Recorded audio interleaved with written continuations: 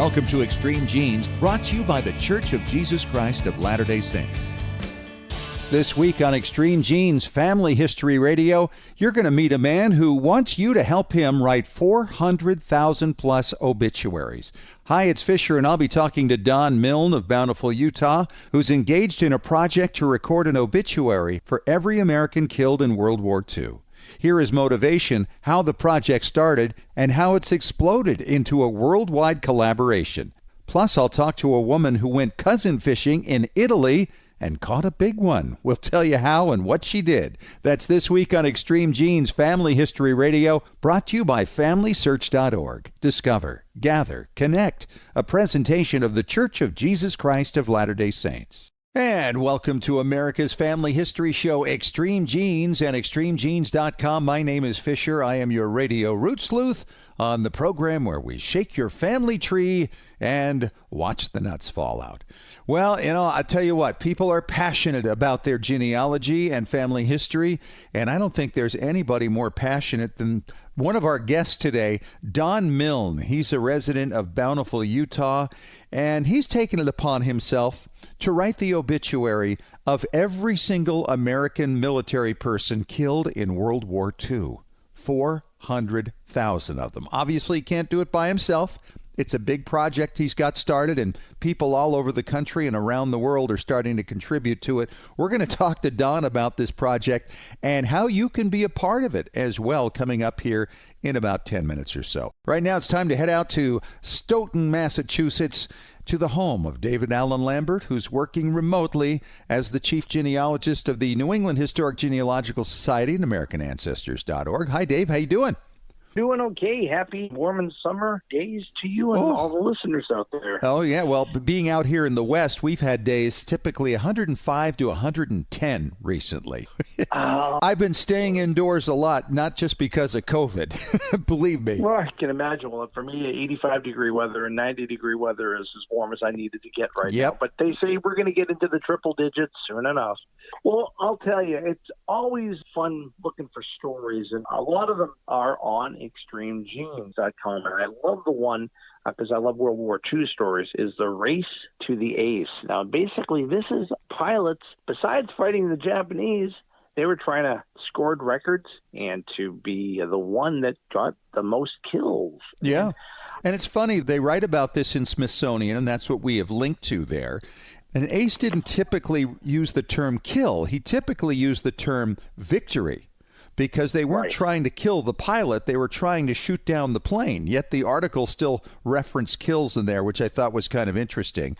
But it's a common misunderstanding of exactly what was going on. But it was quite a competition among some of these flyboys to become the aces of aces. Exactly, and those Lockheed P-38s were like a really lethal fighter jet, and you would see a lot of pictures of the pilots with either German flags or Japanese flags, counting for each plane they shot down.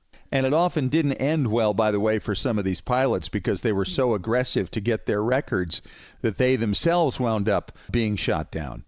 Exactly, and that's one of the things which is kind of hard, that you're trying to fight a war, but I've got 27 victories, you've got 24. I don't want you to catch up with me, so I'm going to go that extra level to go and shoot down 3 more planes and maybe run out of fuel, maybe crash or get shot down yourself.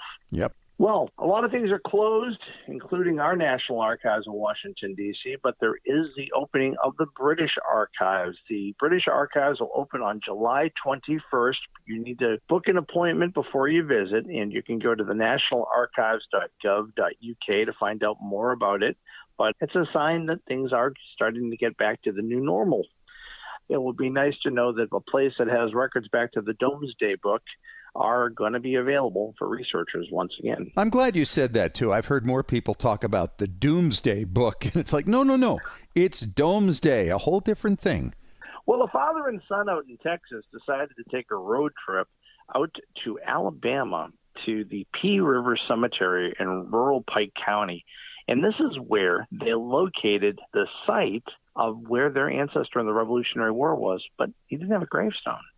But they did do some research, Fish, and they found out that he was buried next to his son. So Now there's a gravestone that's been erected there. A great way to keep history alive. Yeah, the dad in this father and son team is quite the historian, and he figured this out and went out there, and he said it was just one of the thrills of his lifetime to visit the burial site of the ancestor he knew so much about, who fought in the Revolution. What a great thing to be able to do during this pandemic. You know, I always say people don't smile enough. Look at an old photograph. People don't smile. You ever wonder why? One of the misconceptions on this is that people didn't smile because it took so long for the exposure. And that is true, but there's actually other reasons behind it. And a great article on familysearch.org about why people didn't smile goes beyond photography, back to the days of painting, because most people did not have a wide-mouthed, toothy grin, because back then it was associated with madness or being drunk or otherwise an informal, immature behavior of some sort. So why, you smile like, what are they up to? That Cheshire Cat grin. So when did we start smiling? Well, they estimate it's probably around the time the Brownie camera came out in the early 1900s, because these are affordable to the general public. You're not going to a studio where someone's going to be there for a long time. They were quick, and you could get that accessibility of everyday life, and you get the spontaneity of smiles and laughter. That's awesome. And it makes you wonder, by the way, how many people didn't want to smile because their teeth were so bad back in the 19th century. There's that. In Sao Paulo, Brazil, you may find Confederate flags flying. Why? Because they celebrate their Confederate heritage. Sao Paulo, Brazil saw, after the Civil War, many people that were Confederate soldiers move there. Why? Well, because Brazil still had slavery, and there are descendants still there today, and they have annual celebrations. Stars and bars are flying, and they celebrate their Southern heritage. A great article by Dick Eastman that came out just recently. Yeah, talks about that, and it's causing some tensions there in Brazil now. They've even maintained their English language and the Southern accents down there. It's kind of crazy. In the village down there that Dick talks about, it's called Americana in Sao Paulo, Brazil. Take a peek at that article. It's really good. Thanks so very much, and talk to you soon. All right, David, thank you so much. Actually, sooner than you think. We're going to have you back, of course, for Ask Us Anything at the back end of the show. So just the other day, I read about this story for the first time. A man in Utah who's made the decision that he wants to record the stories of every American soldier killed in World War II. You've got to be kidding me. That's over 400,000. And that man is Don Milne. He's from Bountiful, Utah. He's on the line with me right now. Hi, Don. How are you? Hey, I'm doing great. Welcome to Extreme Genes. Tell me about this. What got you going in this direction? Well, 3.5 years ago, it was more of a personal project. Right after the 75th anniversary of Pearl Harbor, they were interviewing a bunch of veterans. It's great to honor them, but they'd be the first ones to tell you that the real heroes were the ones that didn't come home. And I always thought that those who died in World War II kind of got the short end of the straw for obvious reasons. They didn't make it home, but we really, as a nation, don't do the best job we could of remembering them. We have Memorial Day. But if you were to ask your average American, can you name 10 people, 5 people, 1 person that died in World War II, they'd probably have a hard time telling you that. They could tell you which of the Avengers died, and they said it was Gamora and Black Widow. So spoiler alert if you didn't know that, but most people do. But they're pretend heroes, and we say, oh, they did such a great sacrifice for the Avengers and for humanity, but this is make-believe. But of these 400,000 people, most of us don't know anything about them. There are about 400 that were awarded the Medal of Honor, so they kind of represent the rest of them, and they get mentioned more than most. But what about the others that didn't get the Medal of Honor? We really don't have a good way to remember them. And in the past, for obvious reasons, you couldn't find their information real easy. But now in the 21st century, anybody with internet connection and just a little bit of researching skills can find a story about any one of those people. So 3.5 years ago, so I'm just going to, every day, I'm going to pick someone, 100th anniversary of when they were born. I'm going to write their story to represent the people that were born that day. And so I've now done more than 1,200 of those, and I have a few people that have been helping me along the way. And so as a group, we've done over 1,300. Wow. And I've always planned to stop this coming September 2nd because it's the 75th anniversary of the end of World War II. And I will have had one name for every day that America was fighting in World War II. So about 1,370 names. But when people who've been following this project, they were kind of upset that I was going to stop this. And I kind of did the math and said, well, there's an obvious reason why I'm stopping this. I'm never going to live long enough to do 400,000 names. Right. So I started a project called Stories Behind the Stars. And now I invite people from all over the country, and I've even have now people from a few other countries that are helping me out. And it takes about an hour to find the information you need to write a short 200, 600-word obituary-style story of that person who died in World War II. Think about this, though. You're talking about if you got 1,000 people to do one a day for a little over a year, you'd get all 400,000 of them done. It just doesn't seem that undoable, especially in this day and age. So is there a site people can go to see where this is going on? Yeah, they just have to go to storiesbehindthestars.org. It's a nonprofit initiative that I started, and they'll have a way to put in their contact information, and I can get them the details on how they start doing the research. And first few it might take a little bit longer, but on average it's going to take less than an hour to do the research and write this little short snippet of that person's life. So do you write about just their lives, or do you talk about how they died or what battles they were in? What do you include in the information, or is it just what you can find? Yeah, it's just I can find. Sometimes there's very little, not even a photo of the person, but sometimes it's like a gold mine. And if anybody's kind of like doing detective work, and a lot of people who do family history, they start off researching somebody and they just have a name and they realize, wow, when I started this, I had no idea this is where it was I was going to find. So it can be kind of addicting, and a lot of the people that so far are helping me, I've got interest so far from 31 states and 2 countries. They may have started because they had a relative, a grandfather, a great uncle, or somebody that they personally knew, and they write their story, and they said, well, I already know how to do this. Maybe I'll write the story about the 8 other people that were on their bomber, and then they'll find out their stories. So don't do this unless you think you may want to do this. It's a rabbit hole, It's so much fun. Is that what you're saying? For the kind of person that's drawn to this, it can be really a very fulfilling type of a hobby. Really something in the age of coronavirus where a lot of people that are interested in this are older and they've got more time on their hands, and everyone's telling them you can't go out as much. Well, how many times can you watch Tiger King? Right. You got to find something more productive to do with your time. So exactly. You got access to computer. It doesn't cost anything. My organization will give you the tools that you need to know how to do this. And I'm surprised at the quality of the stories that have been written so far. It's like, man, I don't want to write any more stories because the people that are writing them are doing a better job than me. I should just quit while I'm ahead. So, Don, tell me then a couple of the stories that stick out in your mind. You've done 1,200 of them so far. You must have a couple that are really outstanding. Yeah, I'll tell you a couple. I'll tell you one by the last name of Fisher, and then I'll tell you another one. So the Fisher family, there was an individual by the name of Dale born on October 12, 1918. So back in 2018, I did his profile because that would have been 100 years from his birthday. So he actually wasn't the first one in his family that volunteered for the war. His younger brother volunteered before Pearl Harbor. But the day right after Pearl Harbor, Dale volunteered to join the Army. And he got into the Army Air Force. He became a bomber pilot. And a couple of weeks after D-Day, his B-17 was shot down over Lille, France. And his younger brother, his name was John. Unfortunately, about a month later, he was killed in action. He was an infantry soldier, and he was killed in Normandy in the 30th Infantry Division. So 2 brothers from the same house, but this is what's even more fascinating. And of the 1,200, this is the only one that I found like this.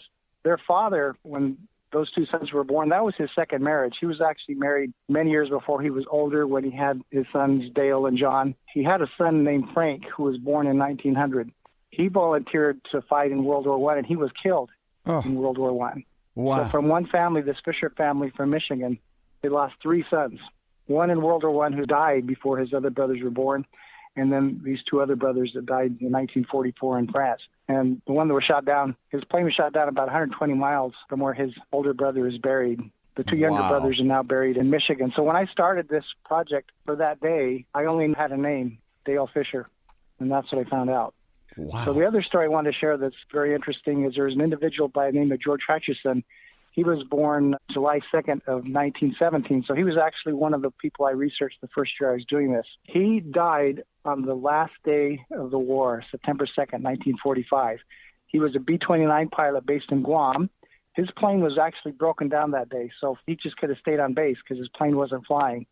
But his squadron had been invited to fly over Tokyo Bay during the surrender ceremony on the battleship Missouri. So while MacArthur's on the battleship Missouri and the Japanese representatives are signing the surrender documents, the American Army Air Forces were flying hundreds of planes over the harbor to show the Japanese, you're making the right choice to surrender because you wouldn't want to have to deal with all our might. So he could have been a pilot. They could have taken him as an extra pilot to fly over the battleship Missouri, and that would have been quite the story. He could have told his kids and grandkids that I was there when the surrender was signed and I flew over the battleship Missouri. But they also were looking for pilots to help with dropping supplies to American POWs in Japan. The Japanese weren't fighting anymore, so they were allowing American planes to fly over and drop supplies to the POW camps because they were very low on medical supplies and they didn't have enough food. The Japanese really didn't have enough food to even feed their own people, so the POWs were really needing food. So he volunteered to be a third pilot because it's a long distance to fly from Guam to Japan and back. So he volunteered to be on this plane. After the plane took off from Guam, it developed some mechanical issues, so it had to fly back. You don't land a B-29 full of gasoline, so for about 3 hours they just circled the field until most of the gasoline had been burned off. And then when they landed, unfortunately, maybe it was a mechanical issue that they had in the first place, but the plane crashed, and 3 men survived after it crashed and blew up, but one of them wasn't George Hutchison. So he and 7 other men on that plane died on the very last day of the war. Wow, what an incredible story. And doing a mercy one for mission. The family. Yeah, a mercy mission. That's just 2 of your 1,200, and there were 400,000. You mentioned you've got people all over the country, all over the world who are participating in the project with you. How many people are involved in this right now? So right now there's about 100 from those 31 states and 2 foreign countries that have expressed an interest. Okay. Not all of them are writing stories yet, but I've got probably the one lady from Minnesota that's written the most so far. In just a few weeks she's done it. She's done like 150 stories. Incredible. She just started off with a relative who was on a bomber, and after she wrote about him, she said, I'm going to write about the other guys from his unit that didn't come home. You'd be surprised how many of the people that were flying the bombers and fighters didn't come home. There's more than 30,000 deaths there, and almost that many died from just crashes, not in combat, plane crashes. Sure. What about people who died of disease during the war?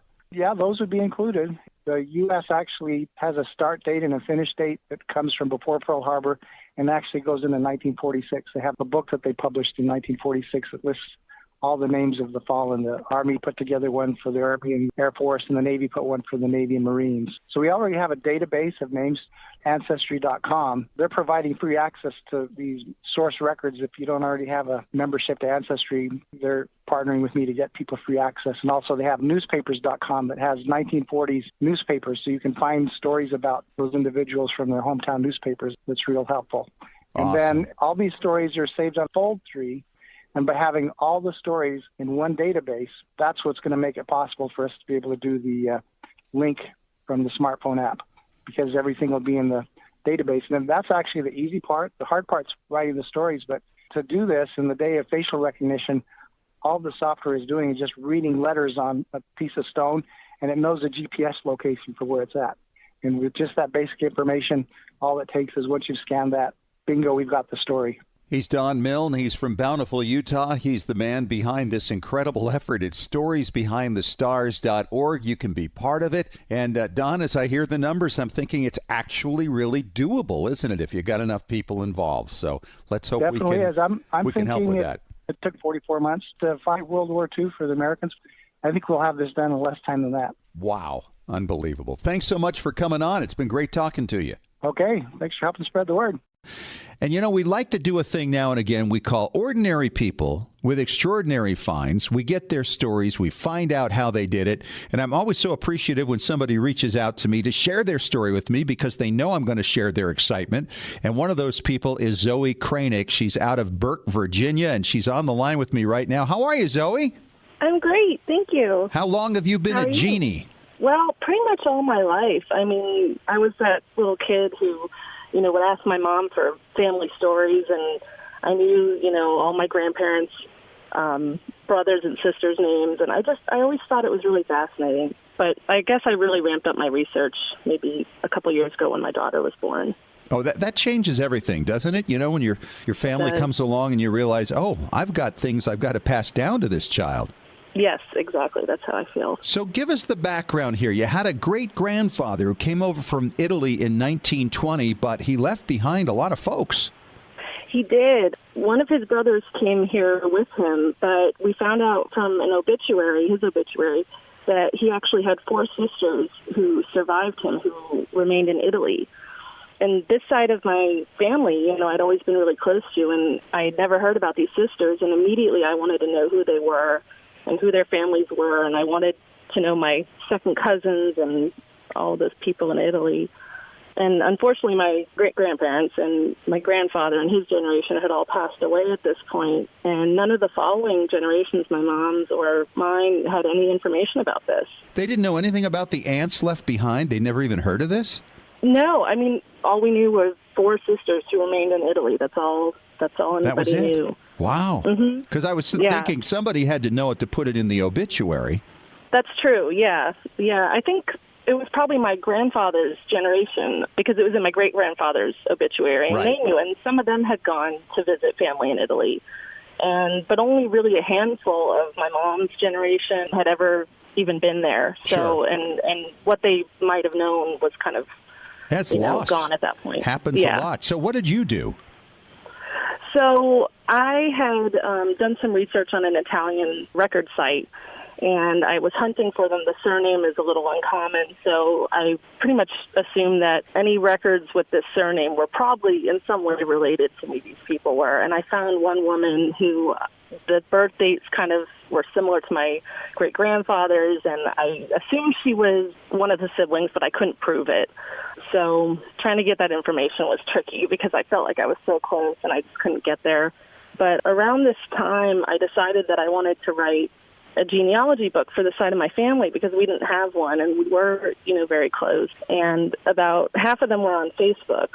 So I thought, what better way to get information quickly rather than writing letters would be just to tag them all in one Facebook post and talk together about this.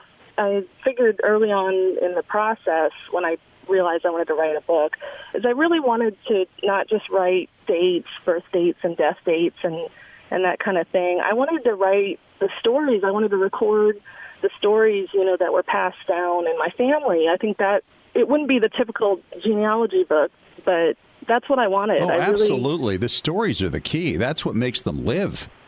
Yes, exactly. And I'm interested in what they look like and what they acted like, what their traits were. So that was really important to me. So I figured I would do a series of posts and just ask people, beg them for their stories about my grandfather and his siblings and, if they had any of the great-grandparents, great. But my grandfather was one of 7 children. So what I did was every few days I would release a new post with one of the siblings' names and ask for stories and photos from my family members. I'd tag them all in. Great idea. And make it private.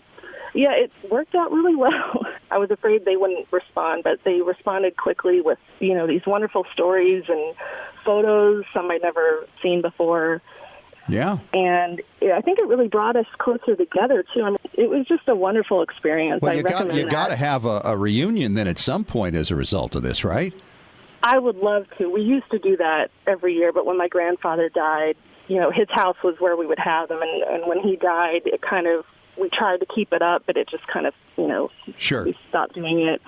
But on one of the posts, I asked for information about the 4 sisters. And one of my cousins had inherited a photo album from her brother, who was one of the only members of the family to visit back in Italy, and he went in the 1970s. But unfortunately, tragically, he passed away a few years after he visited. But he left us this beautiful gift of his memories in this album. His sister posted a few of these photos on Facebook, and the surname of a picture of an older gentleman matched the married surname of the woman who I had found previously on the Italian record site. Oh, boy. That I assumed was, so that was kind of confirmation for me, this was one of the sisters. And that same surname showed up again in a photo of these 3 children. The little girl in the photo was named Anna. So again, I took to Facebook because it's worked for me so far, and I looked her up. This is how it's done. Exactly. Yes, Facebook is a wonderful tool. So I found a woman who was the correct age, with the correct name, and living in a part of Italy that I thought would be, matched. So I figured this had to be her. And I knew that if I was able to connect with her, this would solve the mystery. I was so excited. So in March, I sent her the photograph of the 3 children. I messaged her and wrote something like, "Is this you?" So I think we're related. And I never heard back. So that was really disappointing. That was it? Well, meanwhile, I was continuing with my genealogy research, and I came across a blog from one of those distant cousins who had written about a shared ancestor we had, and I thought, that's a great idea. I should have a blog. Good point. Because, so around the end of August, I started a blog. I did kind of secretly hope that, like I had found this blog of my distant cousin, that maybe, one day some long-lost relative would stumble upon it and we could connect, and that would be really exciting. So one of my first posts was about the 4 mystery sisters in Italy, and I included the photo of the 3 children and wrote about trying to connect with Anna and my disappointment in not being able to. And I concluded the post with, I hope someday she does respond. I think she might be the key to putting this puzzle together. Right. And I never assumed that would... But we never assume anymore, do we? Who knows? But about a month later, I opened up Facebook, and I saw I had a message. And I clicked into it, and to my surprise and shock, it was from Anna's daughter. And she said her mother was very sorry she didn't respond months ago, but she didn't know who I was. And she said they had found my blog the night before, and she wanted to connect, and she confirmed I was correct about the woman who I suspected was one of the 4 sisters. In fact, she was Anna's grandmother. And she concluded with the line, "We want to help you put the puzzle together." Wow. And that was just... Yeah. Did you jump up and down? Did you scream? What did you do? I had just come in from lunch at my job, and I just walked into the building and was just, reading it before I got to my desk. So I couldn't really have a big reaction like that. I did laugh and cry a little bit, though, privately to myself. I think I'd have probably gone out to the car, shut the door, and screamed for a moment, then gone back to work. I did that internally. She's Zoe Kranick from Burke, Virginia. Zoe, what a great find. You talk about ordinary people with extraordinary finds from the other side of the world. Only in this era can things like this happen. Great work, Zoe. Thanks so much for sharing it, and we appreciate your coming on. Oh, thank you so much. It's been wonderful speaking to you. David Allen Lambert is back. And David, we have a question from Greg Paris in your neck of the woods, Charlton, Massachusetts. And Greg asks, New England towns are famous for their town meeting form of governance. Have records of these meetings been kept? How far back? Can these be a useful genealogical resource? Might they include lists of attendees or speakers? And might they be indexed? David, what say you? Indexed? Probably not. But I can tell you can find them. The town records are often included with the vital records because often a town would only have one book or great book that they would use. In my hometown of Stoughton, we were incorporated in 1726, and the first page talks about who was assigned as a constable and the tithing man and who was going out to be the fence viewers and who was laying out the roads. And then on the next page, it has John Withington's children were born on this day, and they give the children. And it's like, okay, why aren't they separate? You're only seeing them separate years later when they were copied over. Town records are great, and you will find them on FamilySearch.org. If you go under a town in New England, for instance, look for other than vital records, look for town records. And these are often on the non-affiliate access level, so you should be able to get them for free. They're going to have things like cattle marks. That's when instead of having a brand on your cow, you cropped part of the poor thing's ear off. Ooh. And we would know that was your mark or your cattle mark. So if the cow got strayed, and that's why we have common land in New England, because it was a town common where all the cows would be out to pasture, essentially. The other thing you'll find is occasionally you'll have tax records in them. You'll find, again, like I had said, people being assigned a town office, like a constable or the town clerk. The thing you probably won't get is those who attended the town meeting, because you were expected to attend town meeting back in those days. And it was held as sometimes a parish meeting. It would be at the parish meeting house because you didn't have a town hall early on. You just meet at the church. And instead of the minister being on the pulpit, you'd have the town clerk or the town manager or the selectman, or you'd have a moderator. So these are records that are preserved. They're not as common as vital records are because a lot of people just want the birth, marriages, and deaths. If you want to get an insight to what your ancestor's life was in his community, definitely look at the town records. And ladies are in there too. If you were brought for slander at the town meeting, you may be brought up on charges, maybe not just at the church, but maybe at a meeting of a public institution. So one of the things that you'll find in these records is you're getting the day-to-day activity of the community, and they're not indexed. So that's why a lot of people don't use them. So if you go through them and you're searching for your ancestor's name, you may get some insight, one thing, when they arrived in the community. Really? Because there may be proprietorship records within the town records itself, because the proprietorship is how the town was laid out often. People would be assigned a parcel of land in a community, and there would often be a proprietorship that would be set up. So the records of that proprietorship, and you got lot 10, and I got lot 11, and lot 12. And those records are often in the town records as well.